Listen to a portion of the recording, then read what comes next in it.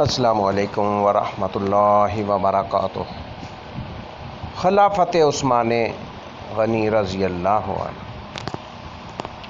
حضرت عثمان رضی اللہ تعالی عنہ کے تذکرے کی اس سیریز میں، اس سلسلے میں اب ہم کچھ تذکرہ کریں گے، گوش گزار کریں گے، یعنی خلافت عثمان رضی اللہ عنہ بارے۔ یعنی حج کے دوران حضرت عثمان غنی رضی اللہ عنہ کی خلافت سے متعلق حدی خوانی۔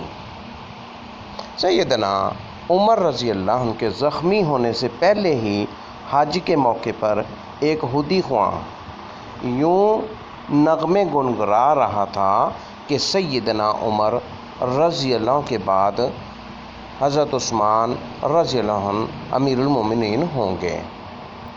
چنانچہ سکہ تابعی حارثہ بن مضرب رحمہ اللہ بیان کرتے ہیں کہ میں نے حضرت عمر رضی اللہ عنہ کے ساتھ حج کیا تو حدی خواں ایک نغمہ گنگنا رہا تھا، ان الامیر بعدہ عثمان، یقیناً ان کے بعد عثمان رضی اللہ عنہ امیر ہوں گے۔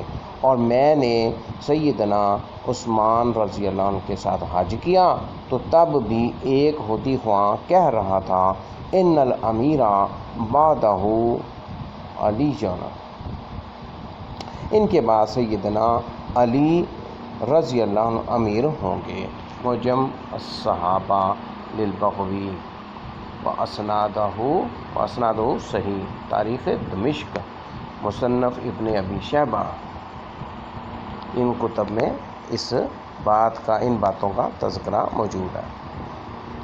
حضرت عمر کے بعد ایک صالح خلیفہ کی پیشن گوئی۔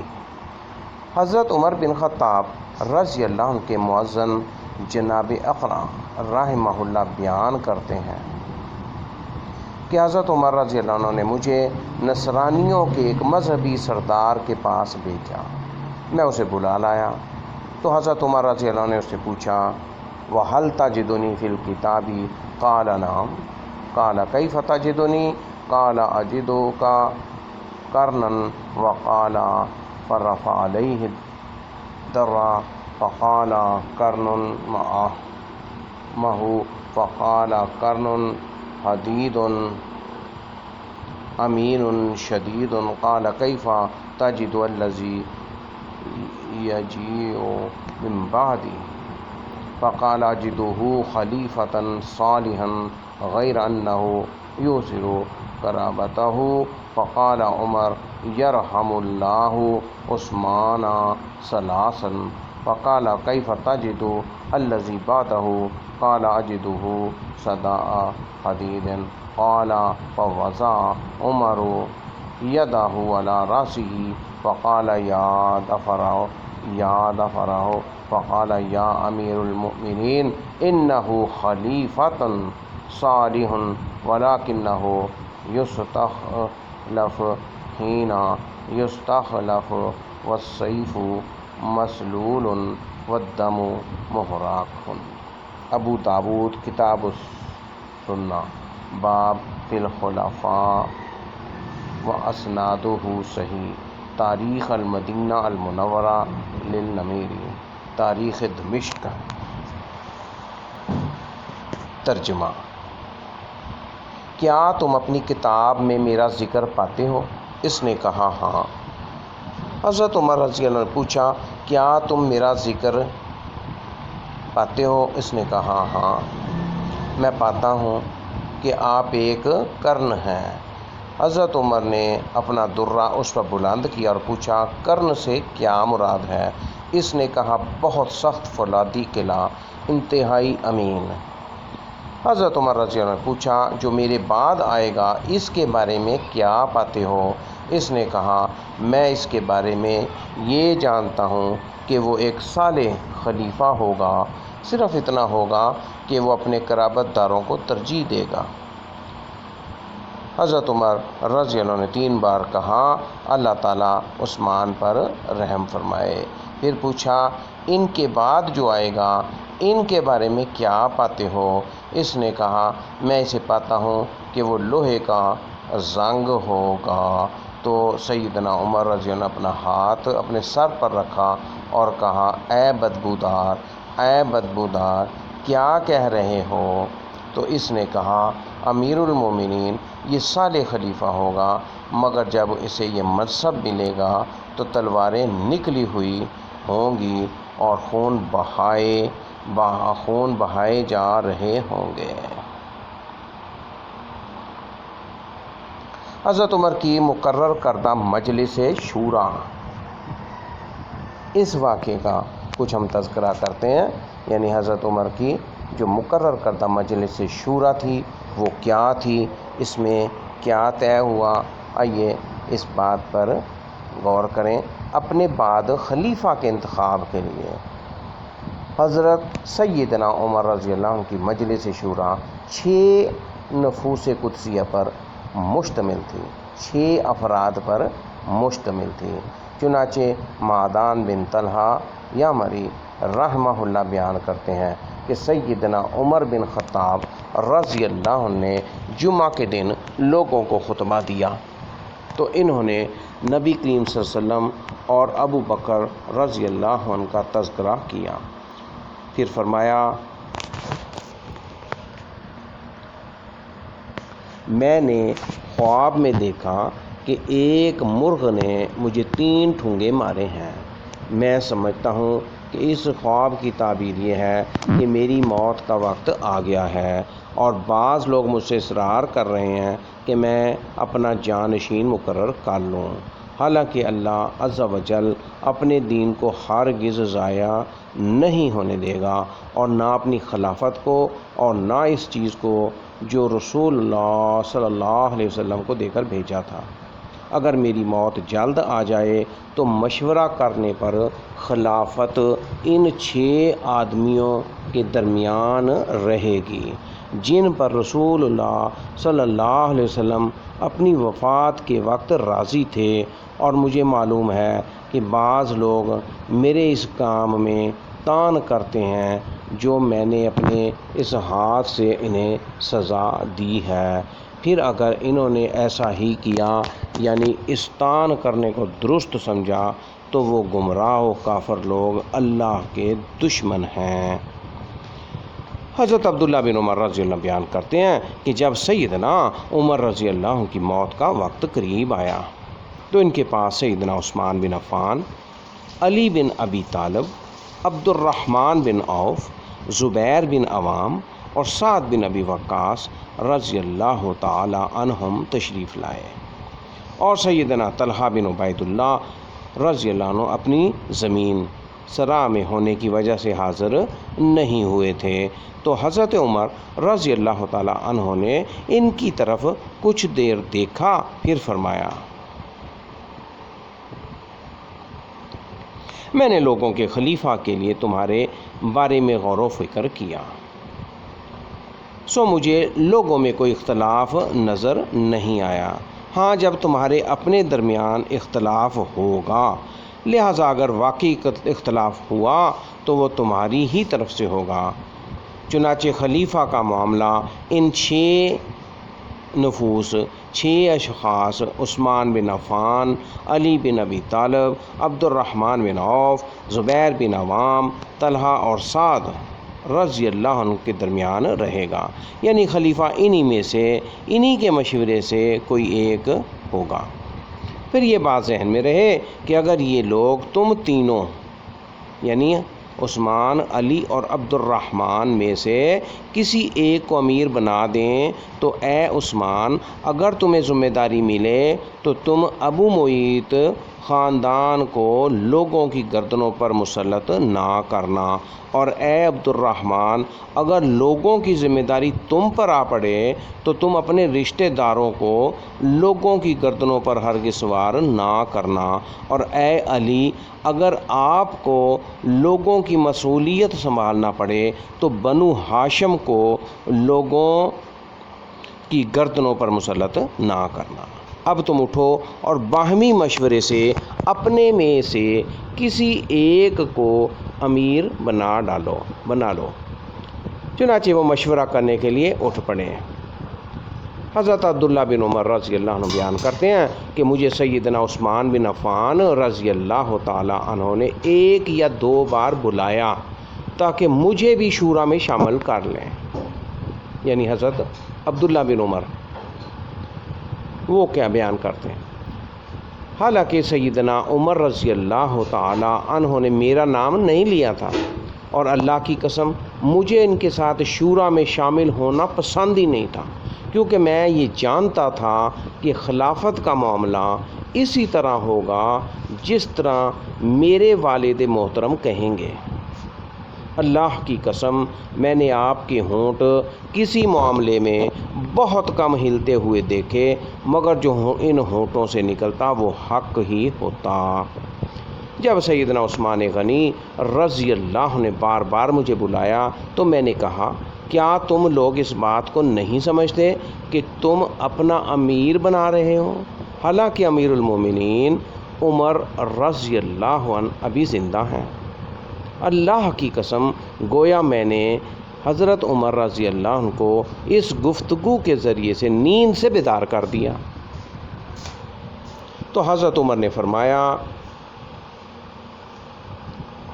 تم ٹھہر جاؤ، اگر میری موت واقعہ ہو گئی تو بنو جدہان کے غلام سیدنا صہیب رضی اللہ عنہ 3 راتوں تک لوگوں کی امامت کروائیں گے،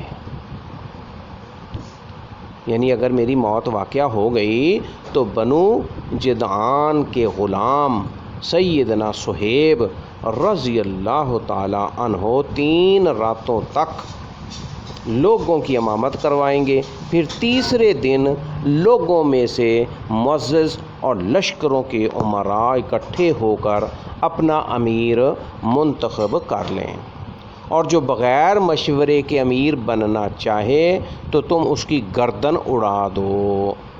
حضرت عمر رضی اللہ عنہ اس شخص کو قتل کرنے کا حکم دے دیا جو ان حضرات کے متفقہ انتخاب کی مخالفت کرے اور مسلمانوں میں انتشار و تفرقہ پیدا کر کے بدامنی کی فضا پیدا کرنے کا باعث بن جائے، اس لیے کیونکہ رسول اللہ صلی اللہ علیہ وسلم نے ارشاد فرمایا، تمہارے ایک شخص پر اکٹھے ہو جانے کے بعد اگر کوئی آدمی تمہارے پاس آئے اور وہ تمہاری جمعیت میں رکھنا یا پھوٹ ڈالنا چاہے یا تفریق پیدا کرنا چاہے تو اسے قتل کر ڈالو۔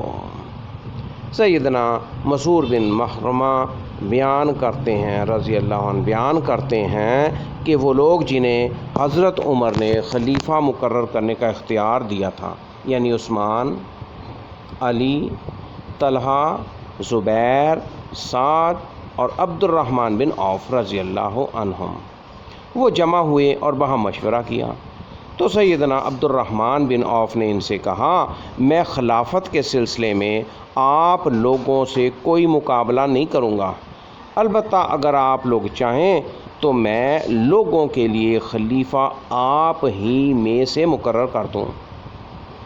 چنانچہ سب نے مل کر خلافت کا اختیار حضرت عبد الرحمن بن عوف رضی اللہ تعالی عنہ کو دے دیا۔ جب انہوں نے انتخاب کی ذمہ داری سیدنا عبد الرحمن رضی اللہ عنہ کے سپرد کر دی تو سب لوگ ان کی طرف مائل ہو گئے، یہاں تک کہ میں نے کسی کو نہ دیکھا جو باقی 5 حضرات کا پیچھا کرتا ہو یا ان کی ایڑی روندتا ہو۔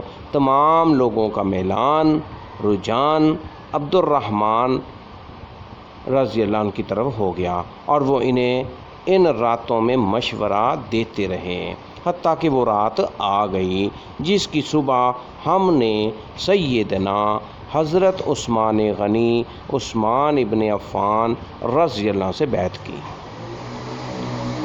حضرت مسعود رضی اللہ بیان کرتے ہیں کہ سیدنا عبد الرحمن بن عوف رضی اللہ عنہ رات گئے میرے ہاں آئے اور دروازہ کھٹکھٹایا یہاں تک کہ میں بیدار ہو گیا۔ انہوں نے کہا، میرا خیال ہے کہ آپ سو رہے تھے۔ اللہ کی قسم میں ان راتوں میں بہت کم سو سکا ہوں۔ جائیے زبیر اور سعد کو بلا لائیے۔ میں ان دونوں کو بلا لایا، انہوں نے ان سے مشورہ کیا، پھر مجھے بلایا اور کہا علی رضی اللہ عنہ کو بلا لاؤ۔ میں انہیں لایا تو آپ ان کے ساتھ مشورہ کرتے رہے یہاں تک کہ آدھی رات گزر گئی۔ پھر علی رضی اللہ عنہ کے پاس سے اس حالت میں اٹھ کر گئے کہ وہ خلافت کے خواہش مند تھے۔ سیدنا عبد الرحمن کے دل میں بھی ان کی طرف سے یہی ڈر تھا۔ پھر انہوں نے کہا کہ عثمان رضی اللہ عنہ کو بلاؤ۔ میں انہیں بلا لایا تو آپ ان سے سرگوشی کرتے رہے یہاں تک کہ صبح کے مؤذن نے ان کے درمیان جدائی ڈال دی۔ جب لوگوں نے صبح کی نماز پڑھ لی، نماز فجر کے بعد سب لوگ ممبر کے پاس جمع ہو گئے تو آپ نے موجود مہاجرین، انصار اور لشکروں کے قائدین کو بلایا۔ ان سب لوگوں نے اس سال حضرت عمر رضی اللہ عنہ کے ساتھ ہی حج کیا تھا۔ سب لوگ جمع ہو گئے تو سیدنا عبد الرحمن بن عوف رضی اللہ عنہ نے خطبہ پڑھا، پھر کہا اما بعد یا علی انی قد نظرت فی امر الناس فلم ارہم یعدلون بعثمان فلا تجعلن علی نفسک سبیلا فقال ابایعک علی سنت اللہ ورسولہ والخلیفتین من بعدہ۔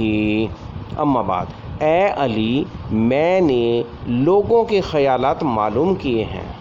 میں نے دیکھا ہے کہ وہ عثمان رضی اللہ عنہ کو مقدم سمجھتے ہیں اور ان کے برابر کسی کو نہیں سمجھتے۔ اس لیے آپ اپنے دل میں کوئی میل پیدا نہ کریں۔ پھر کہا میں آپ عثمان رضی اللہ عنہ سے اللہ کے دین اور اس کے رسول کی سنت اور اس کے بعد آپ صلی اللہ علیہ وسلم کے دونوں خلفاء کے طریق کے مطابق بیعت کرتا ہوں۔ چنانچہ سب سے پہلے ان سے سیدنا عبد الرحمن بن عوف رضی اللہ عنہ نے بیعت کی، پھر سب لوگوں یعنی مہاجرین و انصار اور لشکروں کے امراء اور تمام مسلمانوں نے بیعت کر لی۔ بخاری کتاب الاحکام، باب کیف بیعۃ الامام الناس۔ عمر بن میمون رحمۃ اللہ علیہ بیان کرتے ہیں کہ میں نے سیدنا عمر بن خطاب رضی اللہ عنہ کو زخمی ہونے سے چند دن پہلے مدینے میں دیکھا کہ آپ حذیفہ بن یمان اور عثمان بن حنیف رضی اللہ عنہما کے ساتھ کھڑے ان سے پوچھ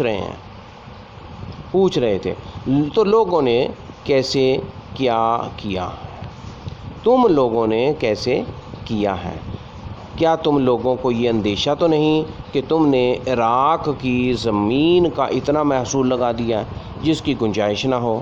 انہوں نے جواب دیا ہم نے ان پر خراج کا اتنا ہی بوجھ ڈالا ہے جسے ادا کرنے کی اس زمین میں طاقت ہے، اس معاملے میں کوئی زیادتی نہیں کی گئی۔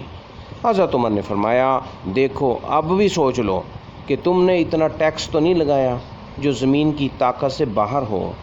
ان دونوں نے جواب دیا ایسا نہیں ہے۔ اس کے بعد حضرت عمر رضی اللہ عنہ نے فرمایا لئن سلمنی اللہ لأدعن ارامل اہل العراق لا یحتجن الی رجل بعدی ابدا۔ اگر اللہ تعالیٰ نے مجھے زندہ رکھا تو میں عراق کی بیواؤں کو اس حال میں چھوڑوں گا کہ وہ میرے بعد کسی کی محتاج نہیں رہیں گی۔ عمر بن میمون رحمہ اللہ کہتے ہیں کہ ابھی اس گفتگو کو ہوئے 4 دن گزرے تھے کہ حضرت عمر زخمی کر دیے گئے، اور جس دن وہ زخمی ہوئے میں نماز فجر کے لیے صف میں موجود تھا۔ میرے اور امیر المومنین عمر بن خطاب کے درمیان صرف عبداللہ بن عباس رضی اللہ ہی تھے۔ سیدنا عمر کی عادت تھی کہ جب صفوں کے درمیان سے گزرتے تو فرماتے برابر ہو جاؤ۔ جب وہ دیکھتے کہ صفوں میں کوئی خلا نہیں رہا تو آگے بڑھتے اور تکبیر تحریمہ کہتے۔ آپ رضی اللہ عنہ پہلی رکعت میں سورۃ یوسف یا سورۃ نحل یا اتنی ہی طویل کوئی اور سورت پڑھتے تھے تاکہ لوگ جماعت میں شامل ہوتے جائیں۔ اس دن بھی ابھی آپ نے تکبیر تحریمہ ہی کہی تھی کہ میں نے ان کی آواز سنی۔ آپ نے فرمایا کہ مجھے کتے نے مار ڈالا ہے، یا فرمایا کہ مجھے کتے نے کاٹ کھایا ہے۔ دراصل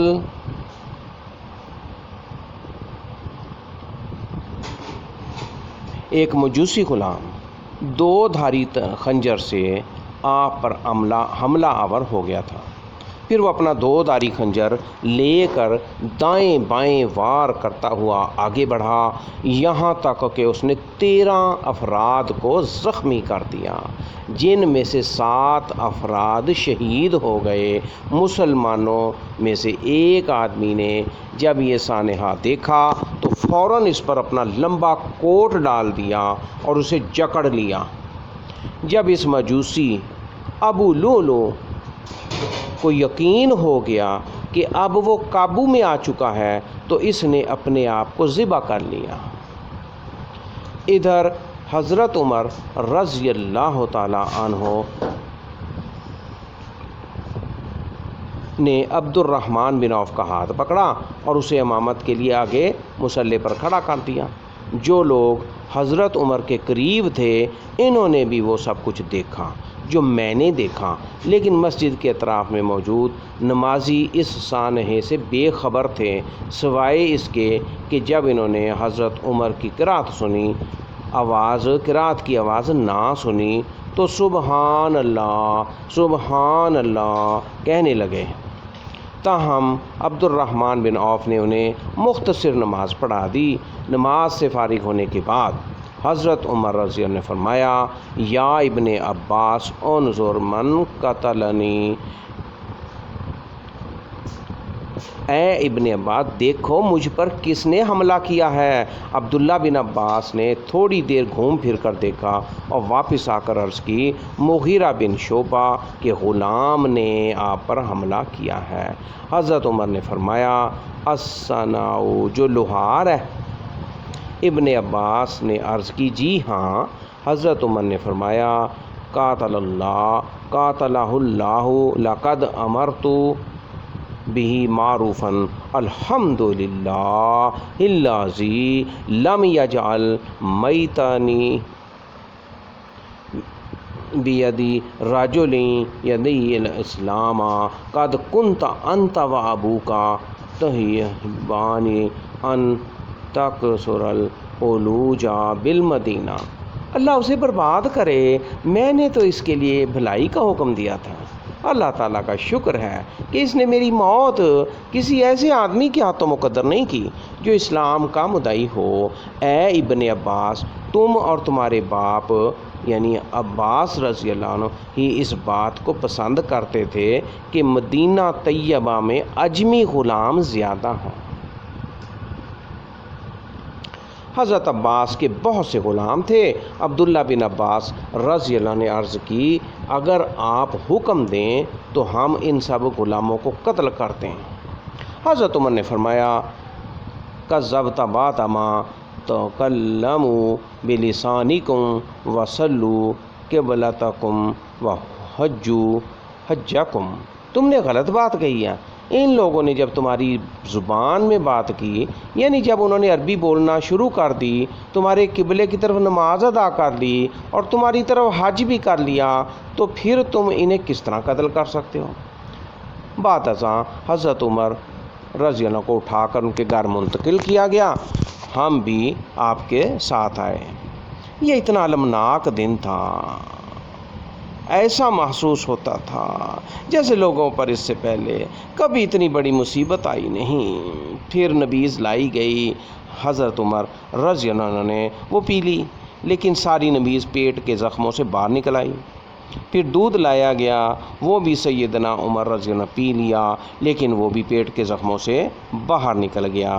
یہ دیکھ کر لوگوں کو یقین ہو گیا کہ امیر المومنین سیدنا عمر رضی اللہ عنہ کی شہادت یقینی ہے۔ پھر ہم آپ کے پاس آئے، دوسرے لوگ بھی آ رہے تھے۔ ہر آنے والا حضرت عمر رضی اللہ تعالیٰ عنہ کی تعریف کر رہا تھا۔ اس دوران میں ایک نوجوان آیا اور کہنے لگا، اے امیر المومنین، آپ کو اللہ کی طرف سے خوشخبری ہو کہ آپ کو رسول اللہ صلی اللہ علیہ وسلم کی رفاقت حاصل رہی اور آپ نے ابتدائی دور میں اسلام لانے کا شرف حاصل کیا۔ جو آپ کو معلوم ہے، پھر آپ خلیفہ بنائے گئے اور آپ نے پورے انصاف کے ساتھ حکومت کی، پھر آپ کو شہادت نصیب ہوئی۔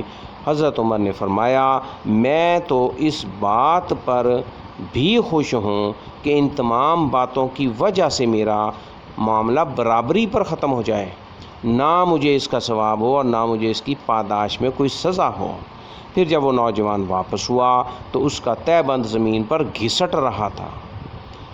آپ رضی اللہ تعالیٰ عنہ نے فرمایا، اس نوجوان کو واپس بلاؤ۔ جب وہ آیا تو آپ نے فرمایا، میرے بھتیجے، اپنا تہہ بند دھوتی اوپر اٹھا لو، اس سے کپڑا صاف رہے گا اور یہ عمل اللہ کے ہاں تقویٰ کا باعث ہے۔ پھر فرمایا، اے عبداللہ بن عمر، دیکھو میرے ذمے کتنا قرض ہے۔ حساب لگایا گیا تو کل قرضہ تقریباً 86,000 درہم تھا۔ یعنی حضرت عمر رضی اللہ تعالیٰ عنہ کی شہادت کے وقت ان کے ذمے کچھ قرض تھا، وہ 86,000 درہم تھا۔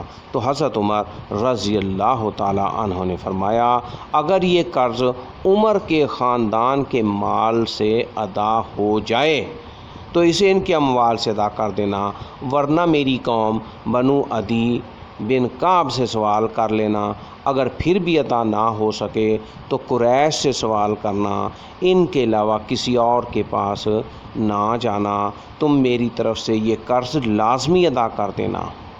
اور فرمایا، اب ام المومنین عائشہ رضی اللہ عنہا کے پاس جاؤ اور انہیں کہنا کہ عمر نے آپ کی خدمت میں سلام عرض کیا ہے۔ امیر المومنین نہ کہنا، کیونکہ میں آج مومنوں کا امیر نہیں ہوں۔ ان سے عرض کرنا کہ عمر بن خطاب اپنے 2 ساتھیوں کے ساتھ حجرے میں دفن ہونے کی اجازت مانگتا ہے۔ اس کے بعد ام المومنین سیدہ حفصہ آئیں اور ان کے ساتھ کچھ دوسری خواتین بھی تھیں۔ جب ہم نے انہیں دیکھا تو ہم اٹھ گئے۔ وہ حضرت عمر کے قریب آئیں اور وہاں تھوڑی دیر تک روتی رہیں۔ پھر جب دوسرے لوگوں نے اندر آنے کی اجازت چاہی تو وہ مکان کے اندرونی حصے میں چلی گئیں اور ہم نے ان کے رونے کی آواز سنی۔ پھر لوگوں نے کہا، اے امیر المومنین، خلافت کے لیے کوئی وصیت فرما دیجئے۔ آپ رضی اللہ تعالیٰ عنہ نے فرمایا، ما اجد احق بہذا الامر من ہؤلاء النفر او الرہط الذین توفی رسول اللہ صلی اللہ علیہ وسلم وہو عنہم راض، فسمى علیٰ وعثمان والزبیر وطلحہ وسعد وعبد الرحمن وقال یشہدکم عبد اللہ ابن عمر ولیس له من الامر شیء کہیئۃ تعزیۃ لہ۔ میں خلافت کا مستحق ان حضرات سے زیادہ اور کسی کو نہیں پاتا کہ رسول اللہ صلی اللہ علیہ وسلم اپنی وفات تک جن سے راضی اور خوش تھے۔ پھر آپ رضی اللہ نے سیدنا علی، عثمان، زبیر، طلحہ، سعد اور عبد الرحمن بن عوف کا نام لیا، اور یہ بھی فرمایا عبداللہ بن عمر رضی اللہ عنہ کو بھی صرف مشورے کی حد تک شریک رکھنا، لیکن خلافت سے انہیں کوئی سروکار نہیں ہوگا، جیسے آپ نے یہ جملہ عبداللہ بن عمر کی دل جوئی کے لیے فرمایا ہو۔ پھر فرمانے لگے، اگر خلافت سعد کو مل گئی تو وہ اس کے اہل ہیں، ورنہ بصورت دیگر جو شخص بھی خلیفہ ہو وہ اپنے زمانہ خلافت میں ان کا تعاون حاصل کرتا رہے، کیونکہ میں نے ان کو کوفہ کی گورنری سے نااہلی یا کسی خیانت کی وجہ سے معزول نہیں کیا تھا۔ پھر سیدنا عمر رضی اللہ تعالیٰ عنہ نے فرمایا،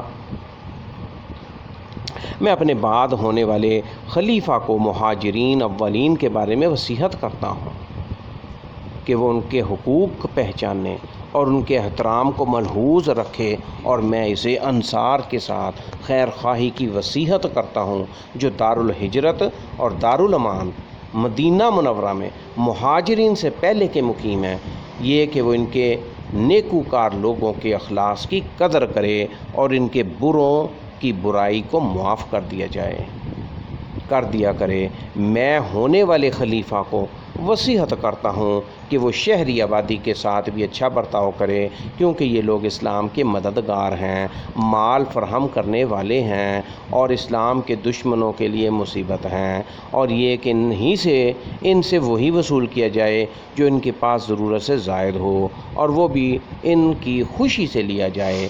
میں ہونے والے خلیفہ کو دیہاتی آبادی کے ساتھ بھی حسن سلوک کی وصیت کرتا ہوں، کیونکہ وہ اصل عرب ہیں اور اسلام کی بنیاد ہیں، اور یہ کہ ان سے ان کا وہی مال لیا جائے جو ان کی ضروریات سے زائد ہے، اور پھر وہ انہی کے محتاجوں میں تقسیم کر دیا جائے۔ اور میں ہونے والے خلیفہ کو اللہ تعالیٰ اور اس کے رسول صلی اللہ علیہ وسلم کے عہد کی پاسداری کی وصیت کرتا ہوں کہ اہل ذمہ سے کیے گئے عہد کو پورا کیا جائے، ان کی حفاظت کے لیے جنگ کی جائے اور ان کی طاقت سے زیادہ ان پر بوجھ نہ ڈالا جائے۔ پھر جب حضرت عمر رضی اللہ تعالیٰ عنہ کی وفات ہو گئی تو ہم انہیں اٹھا کر سیدہ عائشہ کے حجرے کی طرف لے آئے۔ حضرت عبداللہ بن عمر رضی اللہ عنہ سلام کیا اور عرض کیا، عمر بن خطاب رضی اللہ عنہ اجازت طلب کر رہے ہیں۔ ام المومنین رضی اللہ تعالیٰ عنہا نے حضرت عائشہ رضی اللہ تعالیٰ عنہ نے کہا، ان کی میت کو اندر لے آؤ۔ چنانچہ انہیں اندر لے جایا گیا اور وہیں ان کے دونوں ساتھیوں کے ساتھ دفن کر دیا گیا۔ پھر جب لوگ دفن سے فارغ ہو گئے تو نامزد کردہ لوگ جمع ہوئے۔ حضرت عبد الرحمن بن عوف نے کہا، تمہیں اپنا معاملہ اپنے میں سے 3 آدمیوں کے سپرد کر دینا چاہیے۔ اس پر زبیر نے کہا رضی اللہ تعالیٰ عنہ، میں نے اپنا معاملہ علی کے سپرد کیا۔ طلحہ رضی اللہ نے کہا، میں اپنا معاملہ عثمان کے سپرد کرتا ہوں۔ سعد بن ابی وقاص نے کہا، میں نے اپنا معاملہ عبد الرحمن بن عوف کے سپرد کیا۔ اس کے بعد سیدنا عبد الرحمن بن عوف نے حضرت عثمان اور حضرت علی کو مخاطب کر کے کہا، آپ دونوں حضرات میں سے جو بھی خلافت سے اپنی برات ظاہر کرے گا ہم اسے خلافت دیں گے، اور اللہ اس کا نگہبان ہوگا اور اسلام کے حقوق کی ذمہ داری اس پر لازم ہوگی۔ دونوں میں سے ہر ایک کو غور کرنا چاہیے کہ اس کے خیال میں کون افضل ہے۔ اس پر یہ دونوں حضرات خاموش ہو گئے تو عبد الرحمن بن عوف نے کہا، کیا آپ حضرات اس انتخاب کی ذمہ داری مجھ پر ڈالتے ہیں؟ واللہ، اللہ کی قسم، میں تم میں سے افضل کا انتخاب کرنے میں کوتاہی نہیں کروں گا۔ تو ان دونوں حضرات نے کہا، جی ہاں۔ پھر آپ نے ان دونوں میں سے ایک کا ہاتھ پکڑا، اسے الگ لے جا کر فرمایا، آپ کو رسول اللہ صلی اللہ علیہ وسلم کی قرابت داری اور ابتداء میں اسلام لانے کا شرف حاصل ہے، جسے آپ جانتے ہیں۔ پس اللہ آپ کا نگہبان ہے۔ اگر میں آپ کو خلیفہ بنا دوں تو آپ نے عدل و انصاف کرنا ہوگا، اور اگر عثمان رضی اللہ تعالی عنہ کو خلیفہ بنا دوں تو آپ کو ان کے احکام سننا ہوں گے اور ان کی اطاعت کرنا ہوگی۔ اس کے بعد دوسرے صاحب حضرت عثمان رضی اللہ تعالیٰ عنہ کو تنہائی میں لے گئے اور ان سے بھی یہی کہا، اور جب ان دونوں سے وعدہ لے لیا تو فرمایا، اے عثمان اپنا ہاتھ بڑھائیے، چنانچہ انہوں نے ان سے بیعت کی اور علی رضی اللہ تعالیٰ عنہ نے بھی ان سے بیعت کی۔ پھر اہل الدار آئے اور انہوں نے عثمان رضی اللہ کی بیعت کی، الغرض سب نے بیعت کر لی۔